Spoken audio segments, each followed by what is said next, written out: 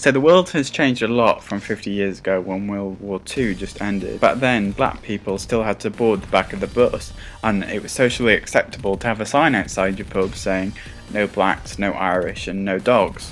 Nowadays you can get fired just for tweeting something your boss disagrees with.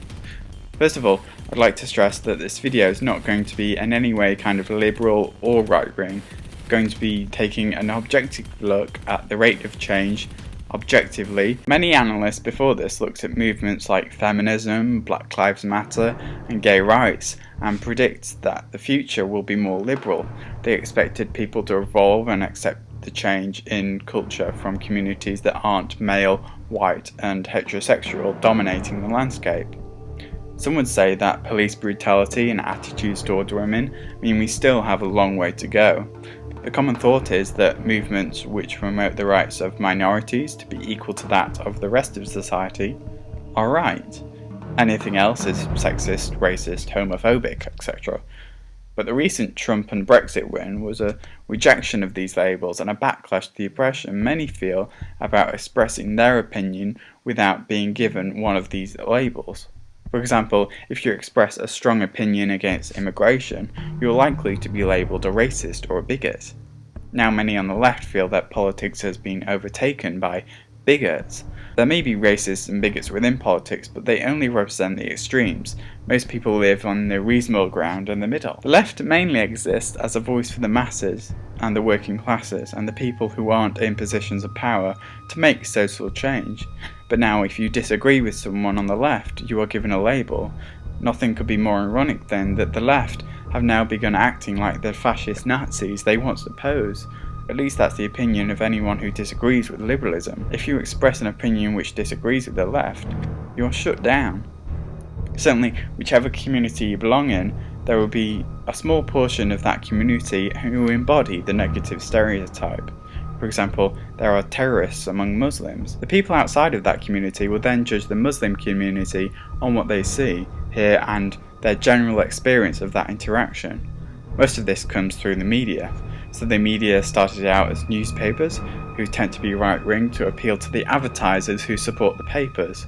In the UK, The Sun is still not sold in Liverpool for criticising fans of the Hillsborough disaster, which shows a complete disregard to the working classes in favour of the upper classes who support the papers themselves. This is the same with commercial TV.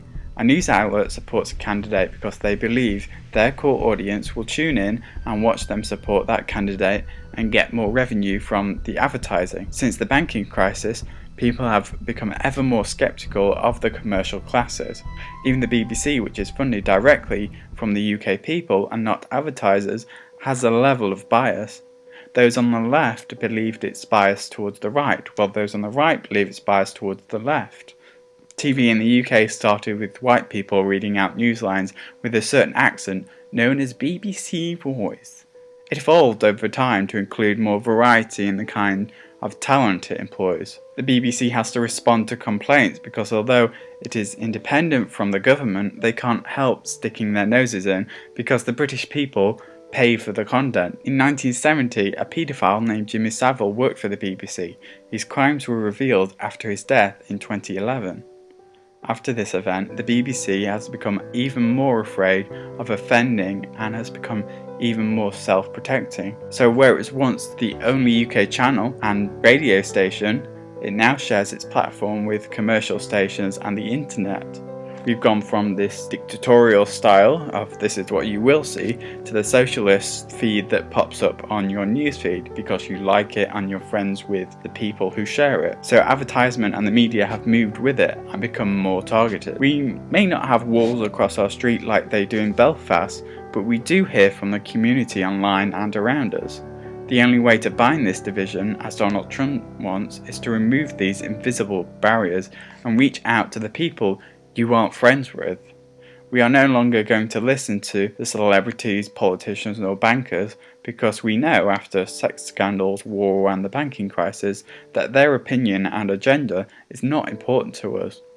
What is important is finding a platform to air an opinion without it being shut down or dismissed as racism. In other words, the world should become less oppressive, but that doesn't mean more racist or less tolerant. We should just be able to express an opinion openly without it being hidden away in the voting booth. That doesn't mean only white men can express those opinions. Anyone can, but those opinions should not be shut down, instead left to receive either likes or dislikes. That's the world I hope we are moving towards, but it might well be the other way. We might well move back into the kind of world we had before broadcasting. Do you agree with me? What's your opinion? Make sure you subscribe and comment.